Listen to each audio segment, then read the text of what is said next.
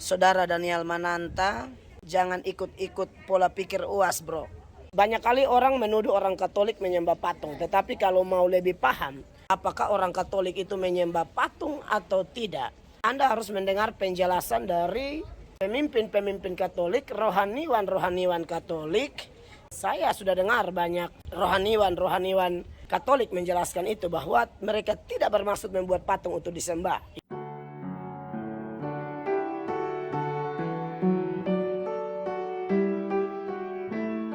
Apa kata Alkitab tentang patung? Keluaran 20 ayat 4 itu bicara mengenai larangan membuat patung. Namun hal yang kedua, Tuhan menyuruh membuat patung. Yang pertama perintah pembuatan patung ular. Ada di Bilangan 21 ayat 8. Selanjutnya yang kedua, patung kerub kemah suci. Lihat Keluaran 37 ayat 7. Perintah siapa pembuatan kerub ini? Jawabannya ada di Keluaran 36 ayat 1. Ternyata Tuhan menyuruh umatnya membuat patung. Sekarang patung-patung bait suci. Kita akan lihat dari kitab pertama Raja-Raja, bab 6, ayat 23 nyambung seterusnya. Perhatikan, ada dua kerub. Kerub itu malaikat. Ayat 29. Gambar ukiran artinya patung sama saja. Sekarang kita lihat pada bab yang ketujuh. Masih kitab yang sama, satu Raja-Raja. Ayat 28 dan seterusnya. Singa, lembu, dan kerub. Apa artinya singa dan lembu di situ? Bukan berarti hewan beneran, tetapi patung singa, patung lembu, dan patung kerub alias patung malaikat. Artinya, bait suci banyak patung. Apakah Tuhan berkenan dengan pembuatan seperti itu? Dijelaskan dalam kitab pertama Raja-Raja bab 9 ayat 1, 2, dan 3.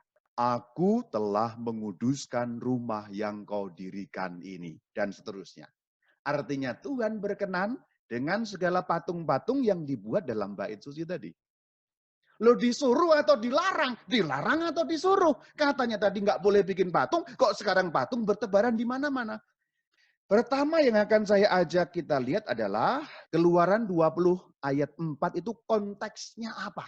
Konteks artinya ruang lingkup ayat itu sambungan narasi satu dengan yang lain.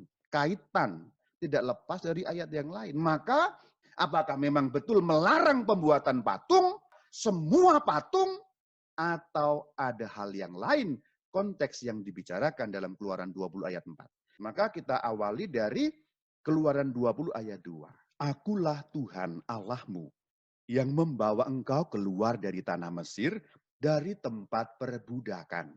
Jangan ada padamu Allah lain di hadapanku. Jangan membuat bagimu patung yang menyerupai apapun yang ada di langit di atas, atau yang ada di bumi di bawah, atau yang ada di dalam air di bawah bumi. Jangan sujud menyembah kepadanya, atau beribadah kepadanya, dan seterusnya. Saya jejerkan sekarang. Ayat 3, 4, dan 5. Jangan ada padamu Allah lain di hadapanku. Jangan membuat bagimu patung. Jangan sujud menyembah kepadanya. Perhatikan bahwa yang dikontekskan dalam ayat ini adalah Allah lain. Artinya kita harus lihat konteks pada zaman keluaran. Keluaran ini paling kurang kan 3.000 tahun yang lalu. Konteksnya adalah ketika zaman itu semua sesembahan itu dipatungkan. Jadi yang dibuat jangan, kata jangan atau larangan itu tidak bisa hanya dicomot ayat 4. Larangan yang jangan itu 3 kali. Jangan ayat 3, jangan ayat 4, jangan ayat 5. Dan itu merupakan satu kesatuan konteks. Jadi konteks bicaranya ketika mulai dari ayat 2 lebih jelas. Akulah Tuhan Allahmu. Aku ini Tuhanmu, aku ini Allahmu. Maka jangan ada Allah lain. Apalagi kamu patungkan Allah itu, apalagi kamu sembah Allah yang lain itu. Jangan ada Allah lain yang kamu patungkan, lalu kamu sembah patungnya Allah lain itu. Jadi ini konteksnya bukan semua patung. Kalau orang membaca, ini semua patung. Itu namanya menggunakan ilmu comotologi, memotong ayat, mencomot ayat, mengabaikan kaitan dengan ayat yang lain. Larangan ini yang dibicarakan adalah larangan menyembah Allah yang lain yang dipatungkan kemudian disembah. Jadi patung sesembahan Allah yang lain. Patung Allah yang lain untuk tujuan disembah. Itu yang dilarang. Itulah kenapa patung ular tembaga tidak ada masalah. Untuk disembah atau tidak patung ular tembaga? Tidak. Patung kerub, kita membaca tadi patung kerub, patung malaikat. Makanya boleh untuk disembah atau tidak? Tidak. Allah lain atau tidak? Tidak. Patung bukan patung. Patung tapi bukan Allah lain dan bukan untuk disembah. Bait suci. Makanya di bait suci ada patung kerub, malah ada patung singa, ya, ada patung lembu. Apakah singa itu Allah lain? Bukan. Patung atau bukan? Patung. Disembah atau tidak? Tidak. Maka ketika kita perhatikan konteks lengkapnya, orang yang mengatakan patung semua dilarang, gagal paham mengenai isi Alkitab. Ajaran gereja Katolik seperti apa mengenai patung sangat jelas dalam KGK. Katekismus Gereja Katolik 2129 2129 lalu nyambung KGK 2130. Selanjutnya 2131. Di dalam gereja, ini sebelum perpecahan dengan Ortodoks ya. Ortodoks dan Katolik masih satu dan memang sikapnya sama. Pada konsili yang ketujuh, yang disebut konsili Nikea pada tahun 787. Jadi sebenarnya penolakan terhadap patung, terhadap gambar, terhadap ikon sudah ada di dalam gereja Katolik atau gereja Ortodoks tahun 700-an. Abad ke-8 sudah ada. Tapi gereja menegaskan itu pandangannya keliru, yang benar ini. Karena Alkitab tidak melarang. Malah tadi kan dikatakan menyuruh dan mengizinkan. KGK 2132. Penghormatan Kristen terhadap gambar tidak bertentangan dengan perintah pertama yang melarang patung berhala. Yang dilarang patung Allah lain. Nah, jelas ya, berarti tidak bertentangan. Tidak melawan Alkitab dan tidak menyembah berhala. Lanjutannya, karena penghormatan yang kita berikan kepada satu gambar menyangkut gambar asli di baliknya. Dan siapa yang menghormati gambar, menghormati pribadi yang digambarkan di dalamnya. Itu kanon dalam konsili Nikea tadi. Kanon berarti keputusan. Jadi kalau kita menghormati gambar, ini istilahnya gambar ya, imago dalam bahasa Latin. Jadi kata patung tercakup dalam kata gambar ya. Jadi sebenarnya menghormati imago, saya pakai Latinnya saja, berarti menghormati pribadi yang dibuat imagonya. Jadi kalau kita menghormati patungnya Bunda Maria, bukan patungnya toh, tapi yang dibalik itu Bunda Marianya atau Baginda Yesus, bukan patungnya itu sendiri, tapi yang dibalik yang digambarkan itu. Berikutnya, ini penting dicatat, penghormatan yang kita berikan kepada gambar-gambar adalah satu penghormatan yang khidmat, bukan penyembahan. Ini dibedakan sekali. Penghormatan bukan penyembahan. Menghormati tidak sama dengan menyembah. Kalau saya menghormati Pak Presiden, saya tidak menyembah Pak Presiden. Kalimat terakhir, penyembahan hanya boleh diberikan kepada Allah. Jadi gereja Katolik itu sangat pilah mengajarkan mengenai patung. Kesimpulan, pertama, Alkitab tidak melarang adanya patung. Nomor dua, patung yang dilarang adalah patung Allah lain untuk disembah. Nomor tiga, maka patung yang untuk penghormatan dan membantu kita berdoa diizinkan.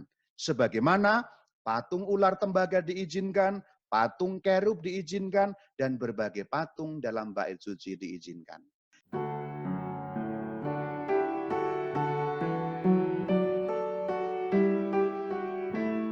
Pembicaraan ini akan aku dasarkan pada fakta-fakta. Jadi jangan baper dulu ya. Kalau Anda Protestan mendengar ini, Anda dengarkan, Anda cerna, baru nanti Anda silahkan merefleksikan dari apa yang saya katakan. Saya beri catatan. Protestan awal itu mempertahankan patung. Artinya Protestan awal yang dulunya adalah orang-orang Katolik juga, nggak menolak patung. Bahkan sampai hari ini. Ada jenis Protestan tertentu yang nggak masalah dengan patung. Rama ngomong begitu ada buktinya? Ada. Bukti yang faktual, saya tidak mengada-ada. Silakan lihat foto itu. Yang dilingkari, itu patung ada korpusnya. Silakan lihat yang dilingkari warna merah. Itu patung ada korpusnya. Itu gereja Katolik ya Rama ya. Ini bukan gereja Katolik sama sekali. Mungkin ada melihat ada yang pakai alba dengan stola semacam itu, lalu ada altar di tengah. Anda mengira ini gereja Katolik? No, sama sekali bukan. Ini gereja Protestan, yaitu gereja Lutheran. Lihat kreditnya di bawah. Ini foto gereja yang baru dibangun di Astana, Kazakhstan. Anda bisa lihat itu fotonya oleh Yuri Olenikov. Jadi itu kreditnya saya cantumkan. Dan ini bukan saya ambil sembarangan, Anda boleh cek fakta ini. Saya mengambil dari situs resmi, yaitu The Lutheran World Federation. Itu saya tampilkan rujukannya atau link tautan situsnya, www.lutheranworld.org. Lalu Anda bisa cek nanti di sana. Anda cek saja. Ini saya ambil dari sana, kreditnya pun saya copy persis. Jadi ini gereja Lutheran. Lutheran dalam hal ini apa? Protestan.